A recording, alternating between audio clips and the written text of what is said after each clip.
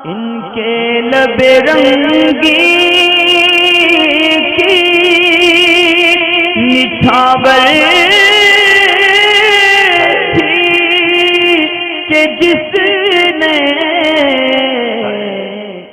और भी कई जगह से ये ऑडियो मेरे पास आ चुकी है कि रोज़े की हालत में क्या बड़े इस्तिंजा करते वक्त यानी लेटरिन धोते वक्त क्या रोज़ा टूट जाएगा नहीं टूट जाएगा। देखें ऑडियो में जो मसला बयान किया गया है वो है तो बिल्कुल दुरुस्त और बाहर शरीयत रोज़ा तोड़ने का बयान में वो चीज़ मौजूद है, मगर ये कि वो सूरत हाल बहुत ज़्यादा कम पेश आती हैं। ऐसा अक्सर होता नहीं है कि कोई लेटरिन में इतना मुबालगा करे यानी इतनी ज़ोर से सांस ऊपर ले कि पानी मैदे में चला जाए, सूरत बहुत कम आती है। लेकिन फिर भी इसमें एहतियात यही है कि जब आप लेटरिन करने बैठें तो कम से कम पैरों को ज़्यादा कुशादा करके खोल के ना बैठें बल्कि थोड़ा सिकुड़ के बैठें। ख़ास तौर से ख़वातीन के उनके आगे और पीछे के दोनों मकाम बनिस्बत मर्द के ज़्यादा बड़े होते हैं, तो ऐसे में पानी लेते वक्त इस्तिंजा करते वक्त उनको ज़्यादा एहतियात की हाजत है कि इस्तिंजे में ऊपर को सांस ना लें, छोटे इस्तिंजे में भी बड़े इस्तिंजे में भी।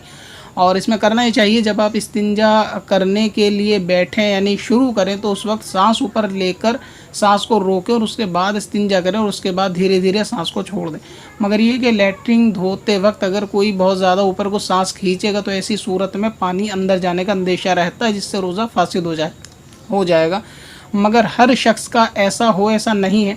1000 में से शायद 1-2 मामले ऐसे होते होंगे, शायद ही, वो भी कंफर्म नहीं है, लेकिन अमूमन ऐसा नहीं होता। ये लोगों के जहन में क्या होता है कि सवाल सुन के थोड़ा वसवसा आ जाता है कि हमने भी मतलब इस बात में ध्यान नहीं दिया कि हमारा रोज़ा रहा या नहीं रहा, तो इससे रोज़े पे अक्सर कोई फ़र्क नहीं पड़ता नॉर्मली धोने में। तो इस बात का ख्याल रखें कि ज़्यादा ऊपर सांस ना चढ़ाएं बल्कि सांस रोकें और नीचे को छोड़ें, और ना ही ज़्यादा ज़ोर लगाकर लेटरिन को धोने की कोशिश करें कि अगर पैखाने का मकाम बाहर आएगा और उसमें पानी उस पर लगकर पानी अंदर चला जाएगा तो ऐसी सूरत में भी रोज़ा जाने का अंदेशा है। पत्थर में हसन लाले पुरनवार